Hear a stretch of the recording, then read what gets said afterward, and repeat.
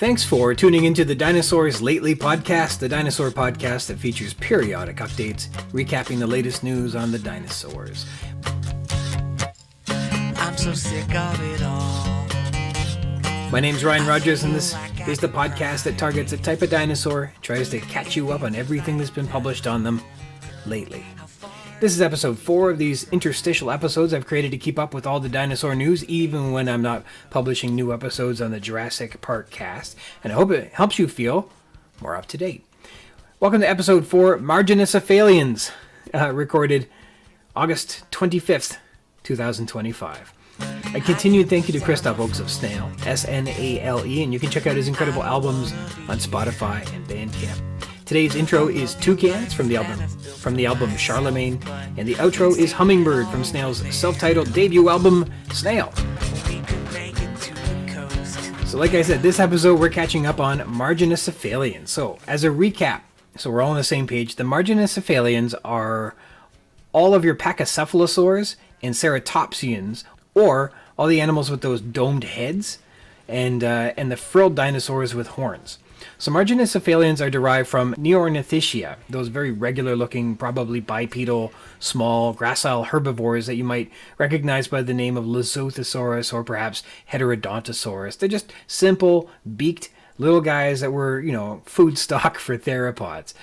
Marginocephalians are named for like this bony ridge at the back of their skulls, hence the name margin, which is Latin for edge or border, and cephali, which is Greek for head. So you can thus see it simply means a ridge on the head, which is the basal defining characteristic of this family of dinosaurs. Upon this ridge on their head is where the strange bony frills and domes and horns and bumps and everything that the famous big Pachycephalosaurs and ceratopsians get their iconic appearance from. Phylogenetically, as paleontologists looked back at the ceratopsian fossils, it's this ridge that marks the definitive moment when this family of dinosaurs began to differentiate from other ornithopods that would go on to become the iguanodons and hadrosaurs. But fossils indicate that the earliest Marginocephalians emerged in the late Jurassic, evidenced by the described species Chowyangosaurus, a primitive Marginocephalian from the Tithonian age about 148 million years ago, which was bipedal, beaked, small, had a distinctly neoceratopsian snout and features on its jaw, and it is the first ceratopsian to be described from the Jurassic period. It had a hornless beak and a tiny frill, and it was only about 2 feet long, so modest beginnings for the ceratopsians. So, beginning with early ceratopsians with no horns and little to no frills, our first story that came out lately is on Psittacosaurus houi, a dinosaur you'll recognize as having a distinct parrot-like face and beak, but no frill or horns. The article, Psittacosaurus houi, a longer-snouted psittacosaurid from the late Cretaceous Lujiatun unit of the Yixian Formation, China, with the synonymy of the unresolved genus Hongshanosaurus revisited, was published in the journal Peer J in July 2025. A new psittacosaurid skull, ZMNH M12414, was described, and it led to a taxonomic re-evaluation of the previously coined species Hongshanosaurus houi. Anatomical observations and phylogenetic analyses involving the skull and other previously described Hongshanosaurus specimens suggested that the skull exhibits features more consistent with those found in Hongshanosaurus houi, and Hongshanosaurus was to be synonymized with Psittacosaurus, and thus it created a new valid species, Psittacosaurus houi. They put it all together.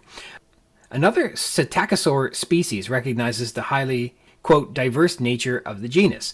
Truly, there are about a dozen species of Psittacosaurus, including Mongoliensis, Gobiensis, Sinensis, Sibiricus, and Jingshangensis, which are all named after the places they were discovered, and there are more, but I don't know if I could pronounce them well.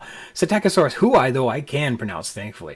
But the new ZMNH specimen helps refer 3 other specimens which had been named to Hongshanosaurus back to Psittacosaurus.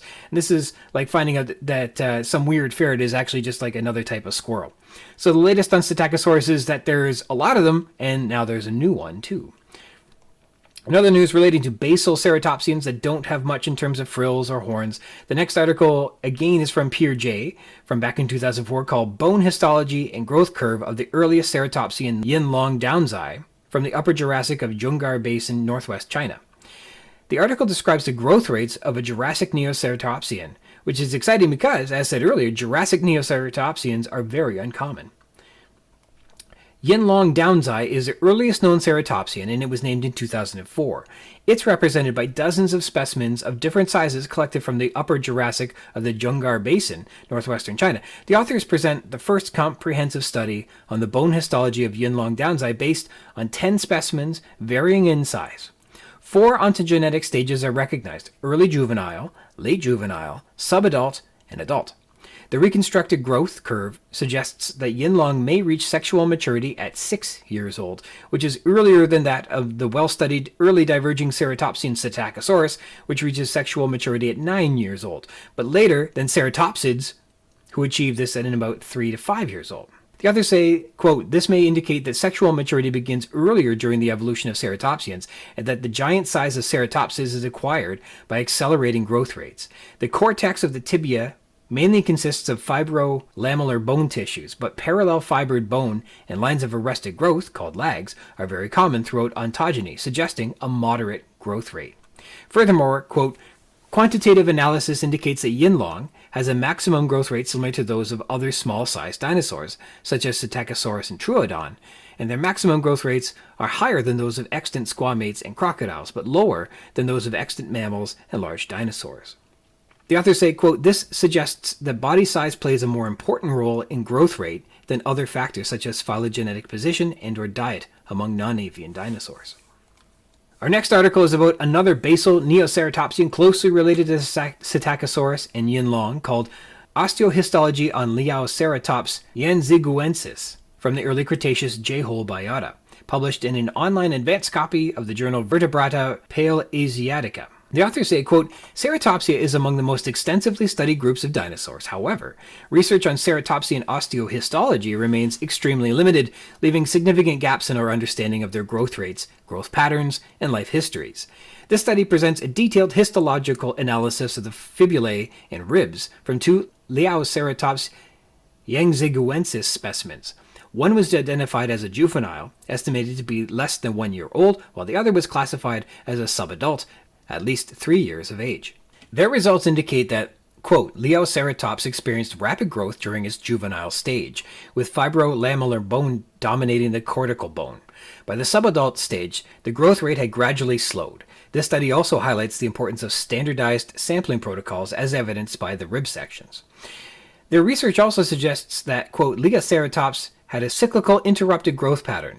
In contrast to the continuous growth seen in Chasmosaurinae, early diverging neoceratopsians may have predominantly experienced cyclical growth interruptions. In conclusion, their findings, quote, revealed that the fibular cortical bone of Liaoceratops in its juvenile stage was predominantly characterized by fibrolamellar bone, indicating a rapid growth rate. The transition to subadulthood was marked by reduced growth rates, demonstrated by progressively closer lag spacing into cortical bone. And recall, lag stands for lines of arrested growth, which are indications in the bone similar to the growth lines in a tree that indicates the age of a dinosaur. Quote, "Moreover, the limited comparability of rib osteohistology in this study emphasizes the necessity for a standardized sampling process. Unlike derived ceratopsids, Liaoceratops exclusively exhibited lags. This finding suggests that the growth pattern of early diverging neoceratopsians is still predominantly characterized by a cyclic interrupted growth pattern, as observed in Psittacosaurus and Yinlong. Considering the extreme scarcity of histological studies on early diverging neoceratopsians, this speculative advanced online publication needs to be confirmed by additional studies. Further comprehensive histological studies of Liaoceratops would undoubtedly be extremely beneficial, they say." The next article is from Papers in Paleontology called A New Neoceratopsian from the Lower Cretaceous Ohyamashimo Formation, southwestern Japan, which names a new dinosaur, Seisaemnomus segusai, in 2024. Quote, "This taxon represents the first phylogenetically diagnosed Neoceratopsian from Japan and the easternmost fossil record of ceratopsians on the Eurasian continent. The skeletal series of Seisaemnomus, comprising 15 cranial and 2 postcranial elements, were unearthed from a single bone bed.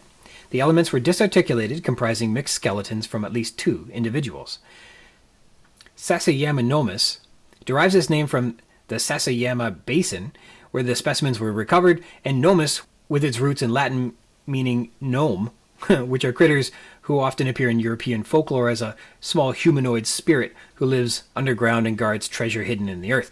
The species named Saigusai is in honor of the late Dr. Haruo Saigusa, who spearheaded the dinosaur excavation project in the Tamba area and made a significant contribution to vertebrate paleontology at Hyogo Prefecture, Japan. The holotype MNHAH D1-060516 includes 5 cranial elements, which is like parts of the skull, lacrimal, jugal, quadrijugal, quadrate, and squamosal parts of the skull, and it's thought to originate from a single individual because their articular surfaces are perfectly congruent, and all 17 skeletal elements are of a comparative size, and the osteohistological assessment of the tibia suggests immaturity at the time of death. And the authors add, quote, "Our phylogenetic analysis indicated that Sasayama is an early branching neoceratopsian forming a clade with Aquilops, one of the earliest North American neoceratopsians, followed by the sister taxon Ornithischia from Gansu Province, northwest China. This critter is not yet evolved enough to be considered among true ceratopsians, but is definitely an early basal form from early in the family tree. While the specimen they've collected is likely from a juvenile, the skeleton might have belonged to a cat-sized animal about 2 feet long." So what does the discovery of this gnomish little guy tell us about neoceratopsians? The phylogenetic analysis puts this new critter so closely related to North American neoceratopsians, even though it's known from Japan, that it's concluded that this discovery, quote, narrows the time frame of the initial migration of neoceratopsians from Asia to North America to the latest Aptian to the early Albian. The authors say that this is congruent with the present hypothesis that the Bering Land Bridge was formed by the Aptian-Albian boundary around 110 to 120 million years ago, which is, quote, well supported by paleotectonic studies. This land bridge led to a faunal interchange between present-day Asia and North America, which explains why contemporaneous specimens like Ornithischia and Aquilops for North America so closely resemble Sasayama. Recall, Ornithischia was described by terrific guest from episode 58, Destroying the World, Dr. Peter Dodson, who says it's named after his wife Dawn, which in Latin translates to Aurora, but also this means a neoceratopsian that is from the dawn of ceratopsians, right? So it's a double entendre from Dr. Dodson. The next article I don't have full access to, but it came out in the Journal of Paleobiology in October 2024, called Endocranial Morphology of 3 Early Diverging Ceratopsians and Implications for the Behavior and the Evolution of the Endocast in Ceratopsians. In it, they begin by establishing, quote, ceratopsian dinosaurs underwent great changes, including a shift of locomotion mode, enlarged horns and frills, and increased body size. These changes occur alongside the evolution of endocranial morphology and physiology, such as the size and shape of the flocculus, hearing range, olfactory ratio, and the reptile encephalization quotient, or the REQ. However, the evolution of endocranial structures in early ceratopsians is still unclear because of a lack of information of the earliest ceratopsians. And you'll recall there are a few Neoceratopsians and only 2 Jurassic species to review if you wanted to review early ceratopsians, right? Quote, here we reconstructed the endocasts of 3 early diverging ceratopsians, including the late Jurassic Yinlong and the early Cretaceous Liaoceratops and Psittacosaurus. And geez, if those aren't the 3 same dinosaurs in the first couple news articles that we talked about. So this is a testament to showing that there are a lot of questions being asked about the early roots of ceratopsians, and now that fossils and animals are being described, those questions can begin to be answered. The authors continue, quote, these ceratopsians display obvious flocculi, large and separate olfactory bulbs, long and high anterior semicircular canals, and relatively long cochlear ducts. We'll just pause to clarify that flocculi are part of the cerebellum, which help maintain balance and coordinate eye movements, especially in relation to head movements, and play a role in helping to keep your eyes stable as your head moves. And olfactory bulbs are for your sense of smell, and cochlear ducts are parts of the inner ear. So continuing on, quote, in the evolution of the earliest ceratopsians to early neoceratopsians, changes include the increasing size of the flocculus, which is reduced or absent in late diverging ceratopsids, the attenuation of the semicircular canals, and the heightening of the anterior semicircular canal, which is shortened in late diverging ceratopsids. The endocranial structures suggest early diverging ceratopsians had a higher olfactory acuity and were adapted to hearing higher frequencies than late diverging ceratopsians. Furthermore, the reptile encephalization quotient, which is like the reptile version of are you smart compared to how big your brain is, suggests that Yinlong and Psittacosaurus were more highly encephalized than late diverging ceratopsians and and most extant reptiles. The angle of this lateral semicircular canal suggests that heads in ceratopsians display a transition from a forward posture to a more downward posture. And our new findings are significant for understanding the physiological changes during ceratopsian evolution and also have implications for the evolution of physiology in extant tetrapods. So to paraphrase, the earliest ceratopsians' ancestors evolved as they increased the size in their flocculus, improving their balance and head-eye movements, and grew to hear higher frequencies and higher olfactory acuity, whereas by the late Cretaceous, the highly derived ceratopsians had these heightened senses reduced. So one might interpret this as basal neoceratopsians were gaining traction in the late Jurassic and early Cretaceous, they were developing more agility and more acute hearing and smell. This special attention to balance and movement could be related to burrowing or something like that, but who knows? I like any theory that helps build the subterranean ceratopsians. I have this vision that they developed horns and frills to seal themselves into burrows, with their faces pointing out like sharp manhole covers, keeping the rest of them safe from the nips and jabs of other dinosaurs and mammals. But that's just me. I could be totally wrong. Also, some of that flocculus stuff where they're balancing their heads, that could be about like the posture of the head. So maybe the head was held completely differently when they were basal. And as they developed into these huge animals with much heavier skulls, perhaps the position of their head was totally different. And that's not unexpected. That wouldn't be crazy. The next step forward in evolution in the ceratopsian phylogenetic tree is the leptoceratopsians, which were still small, but had a more pronounced frill at the back of their skull. And though still just a fraction of what you'd expect from a triceratops, again, these are like less than a few feet long. These are smaller animals. In an article, a new late Cretaceous leptoceratopsid from the Oldman Formation of Alberta, Canada, published in Windows into Sauropsid and Synapsid Evolution in 2023, a new species was named Gremlin slobodorum. So just gremlin. That's great, right? The abstract tells us, quote, leptoceratopsids were relatively small, mostly around sheep-sized, and lacked horns. Although its very incompletely known gremlin can be distinguished from other leptoceratopsids by the presence of a ridge running across the top of each frontal, which is part of the skull. It also fills a gap in time in the fossil record of leptoceratopsids in Alberta, being intermediate in age between the older Gryphoceratops from the Milk River Formation and the younger Unescoceratops from the Dinosaur Park Formation. They add, quote, leptoceratopsid ceratopsians are poorly represented in the Upper Cretaceous fossil record of the western interior of North America. In Alberta, specimens are rare in the Santonian and Campanian, with complete skeletons of Leptoceratops only becoming common relative to other ceratopsian remains in the Maastrichtian. As such, their early evolutionary history in North America is poorly understood. While this new discovery contributes to a broader understanding of leptoceratopsids in North America, it doesn't help that much because the remains are a bit paltry.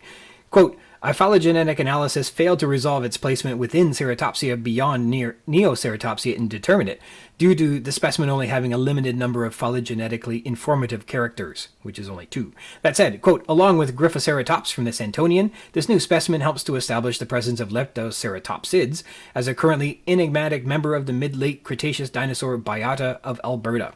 The shape of the specimen also allows us to infer that the typical Leptoceratopsid skull roof morphology and the relatively deep frontal depression was well established within the clade by the mid-late Cretaceous.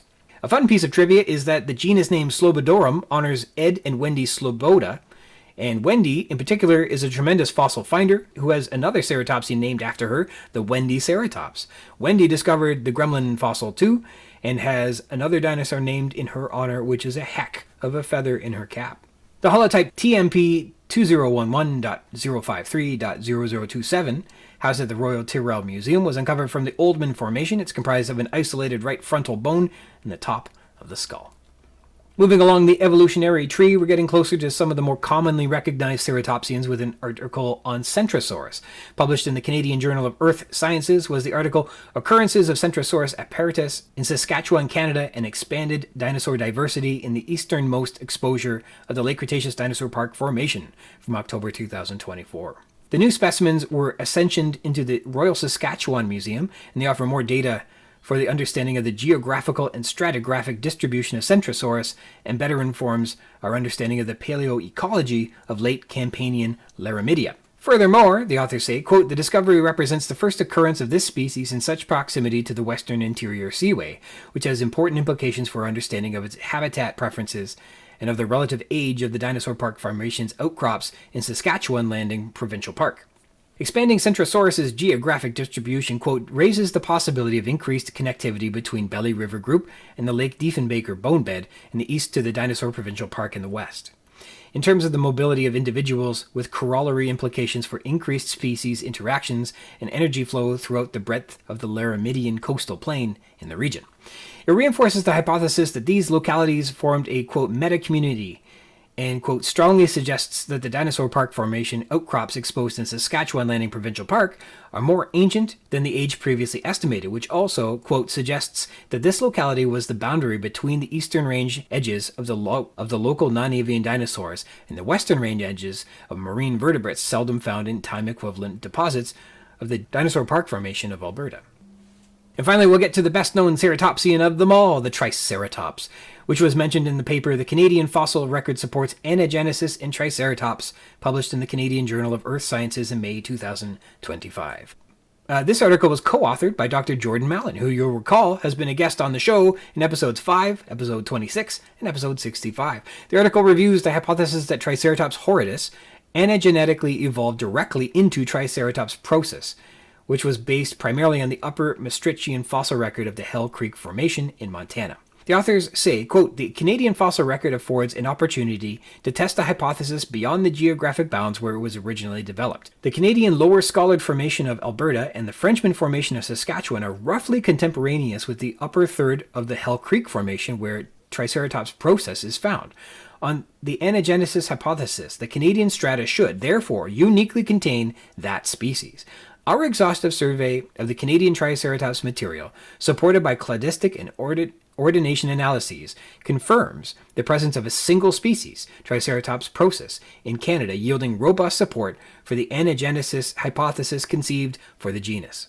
The paper says that this suggests that the, quote, Lower Scallard and Frenchman formations of Alberta and Saskatchewan, respectively, are equivalent to those Triceratops process yielding formations in Montana. This equivalency has been suggested previously based on magnetochron and radioisotopic dating and cursory assessment of the Canadian Triceratops record.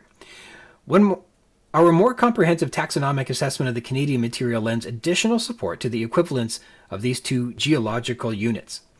And secondly, quote, were any other Triceratops species present in the Canadian strata, this would prove problematic for either the relative dating of those strata or the hypothesized anagenetic transformation of the lineage. But as there are none, quote, it supports the anagenetic evolutionary model hypothesized for Triceratops. But the paper admits that the supporting evidence is far from conclusive. Quote, although we are pleased to add the Canadian fossil record to the anagenetic model of evolution in Triceratops, further testing of the model is necessary.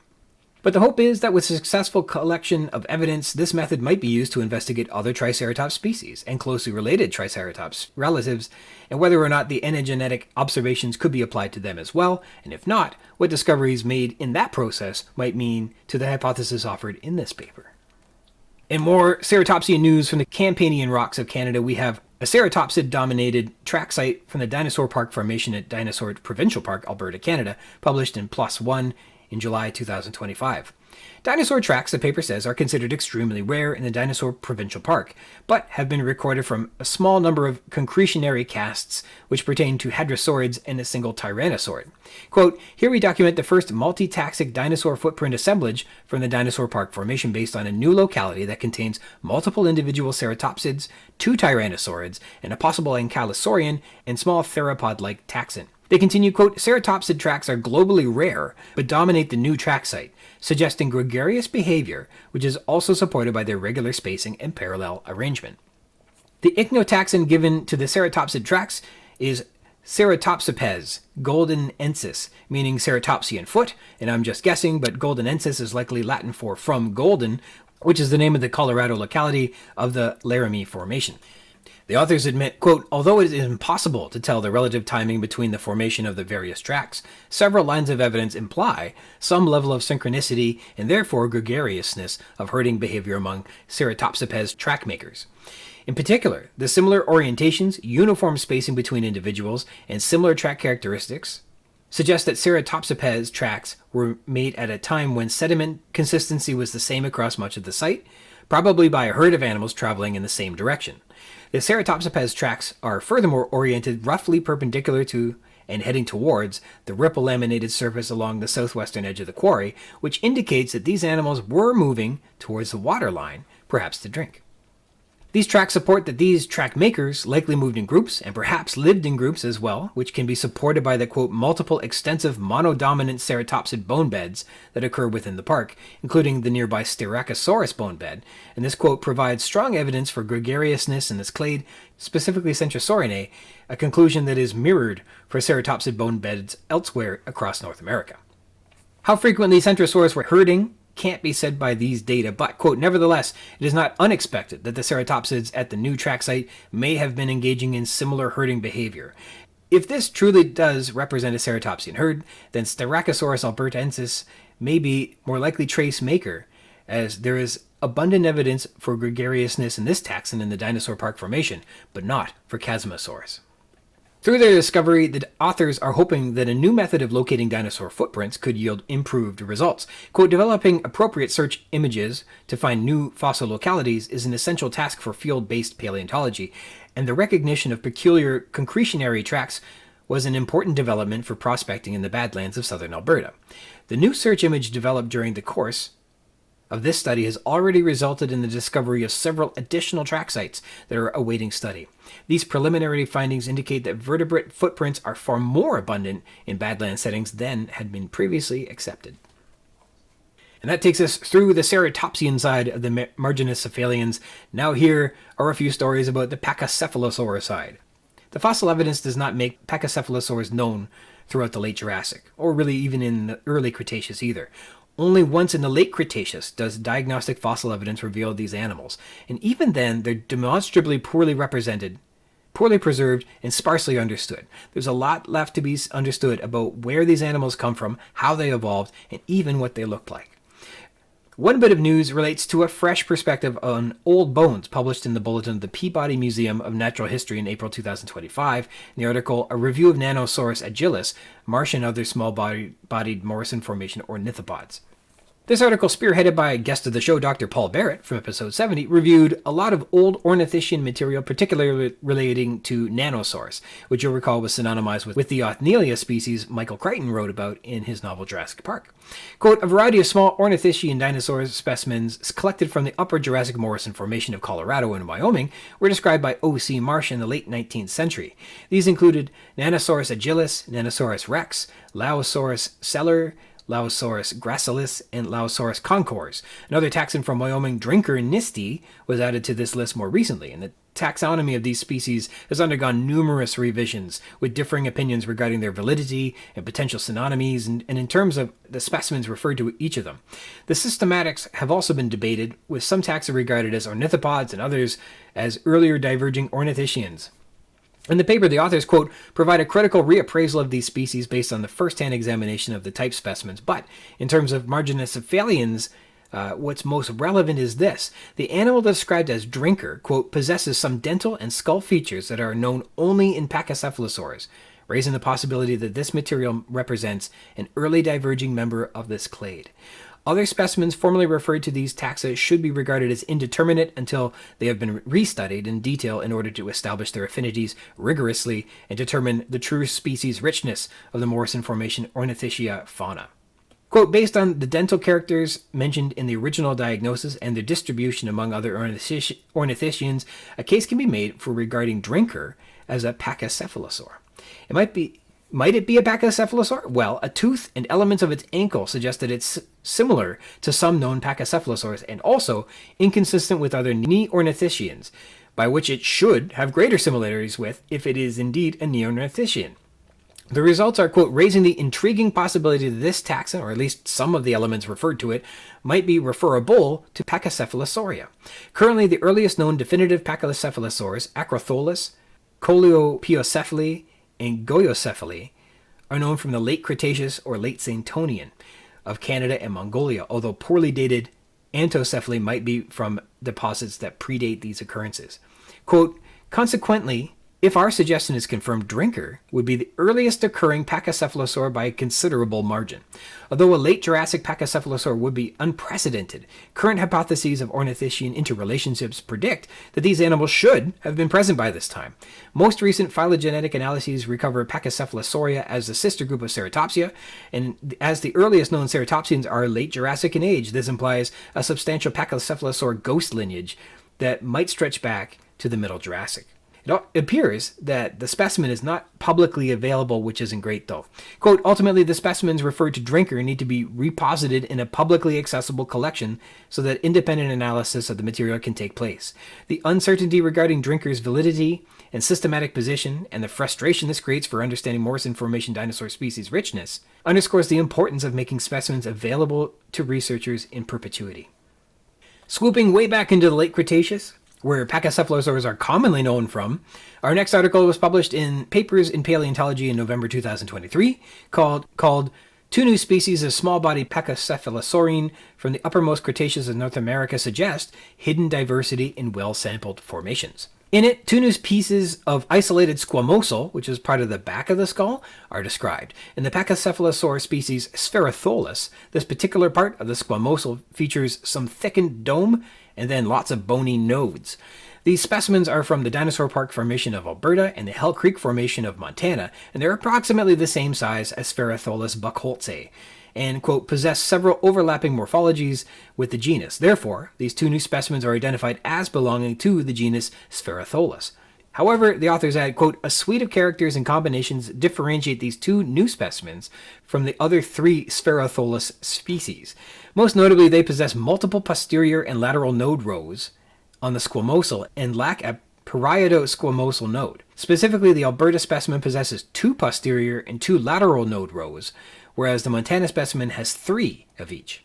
As a result, the authors have named two new species of Spherotholus: Triregnum, which is named after a three-crowned ceremonial headpiece worn by the Pope called the papal tiara, after three lateral node rows in the Montana specimen, and its holotype is ROM 53583, and the second is Spherotholus lyonsi, named after Randy Lyons, a juggler and longtime Tyrrell Museum Field Experience Program participant who discovered the Alberta specimen in 2002.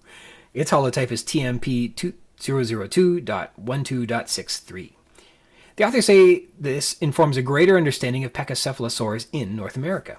Quote, this analysis provides phylogenetic support for the evolutionary hypothesis that a single-rode and parieto-squamosal node-less taxon underwent a cladded genetic event that gave rise to a single-rode and a parieto-squamosal node-bearing lineage and a multi-rode parieto-squamosal node-less lineage.